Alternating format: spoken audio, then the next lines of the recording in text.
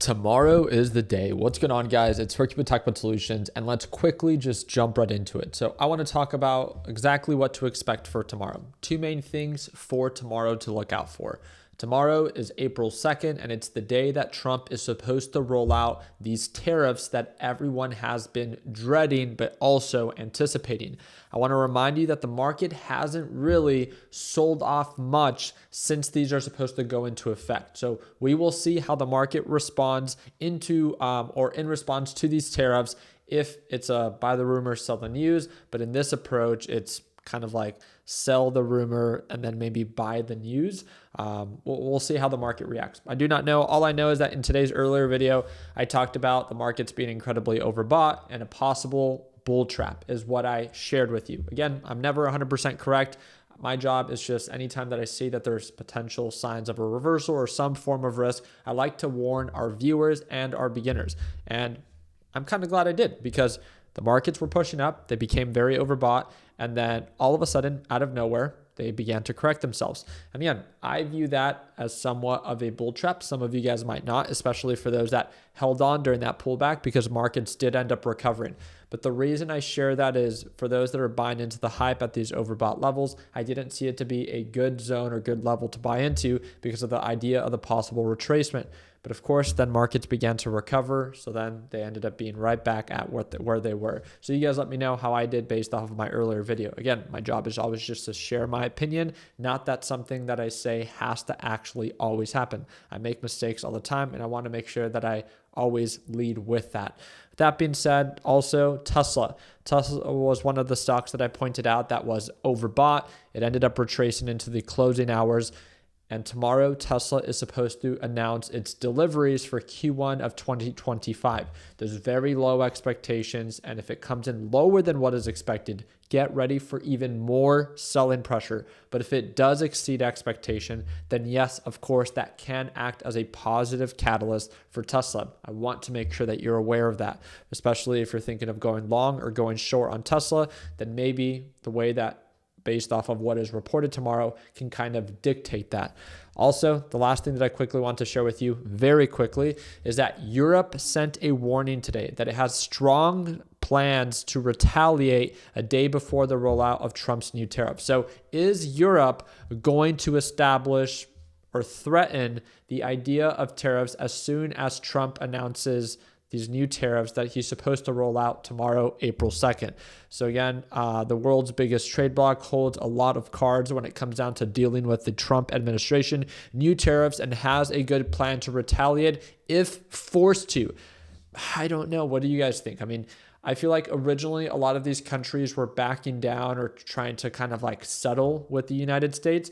But ever since Trump kind of like gave in to Canada, and really, again, no hard feelings, right? But like, and I don't mean this in a negative way, but it's like, if you can't negotiate with Canada, or if you can't really intimidate Canada, how are you going to intimidate Europe? Or how are you going to intimidate Russia or any of these much more, in my opinion, powerful countries? So I think as soon as he began to back down, because I feel like he was feeling the pressure when it came down to the market selling off, he began to kind of back down, and then now he's stepping up again, trying to hand out all these tariffs, and these countries are not budging. They're retaliating, and some of them are even gathering together. I think it's South Korea, Japan, and there's one other country in there that are partnering up in what they're choosing to do and how they're going to create reciprocal tariffs for the United States. And that is scary. You know, one individual country, okay, but multiple countries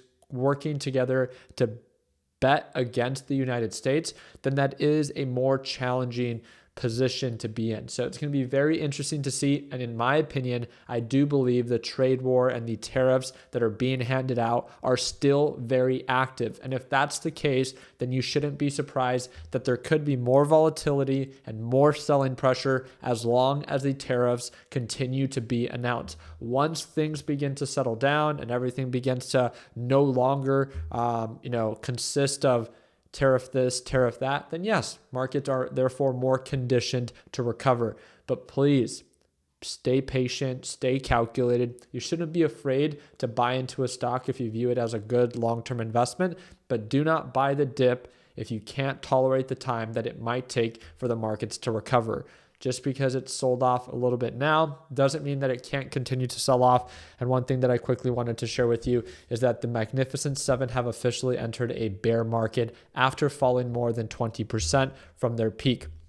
I want to remind you that the stock market is not a representation of how the American economy is doing. The stock market is a representation of how investors are kind of like perceiving the market and future expectations for these very wealthy companies. But in my opinion, the market always gets ahead of itself. That's why they call it a leading indicator, a leading market, because it always factors things out in advance. That is why if what is reported doesn't meet expectation, markets sell off. It's not because it wasn't good. It's just because the market factored something in prior. I want to remind you of this because we are talking about a lot of negative news. We are talking about a lot of fear being injected into the market, but this is normal. The markets were greedy. The markets were overvalued. They were overbought. They got ahead of themselves. And this is what happens. They correct, but don't get it twisted, right? Regardless if you're shorting, regardless of however it is that you want to approach the market, keep it simple. Focus on your one stock that you plan to invest in and create a trade plan. Create an investment plan, even if it's just with one share. Create a plan of action just to get your feet wet so you can see the benefit of being able to buy a good company during downturns and to see over a long period of time if it was worth it. A lot of people overcomplicate it with, well, how much should I buy it with? $1,000, $10,000, $500. If you're just trying to get your feet wet for a proof of concept, even if it's just one share, and then all you can focus on is the percent return. So then maybe next time a downturn presents itself, you can approach it with maybe a little bit more confidence. And that's all I'm here to encourage you to do, is to put yourself in a position in which you cannot tolerate, or in which you can tolerate. I misspoke there. I wish you guys nothing but the best. I hope to see you guys all win tomorrow, but we'll see, right? It's going to be paid to be patient tomorrow, and I'm really excited to see how the market reacts. I hope to see you for tomorrow's live trading session, and if you want to tune on in, it's the second link in the description down below. Like always, let's make sure that we end the year on a green note. Take care, team.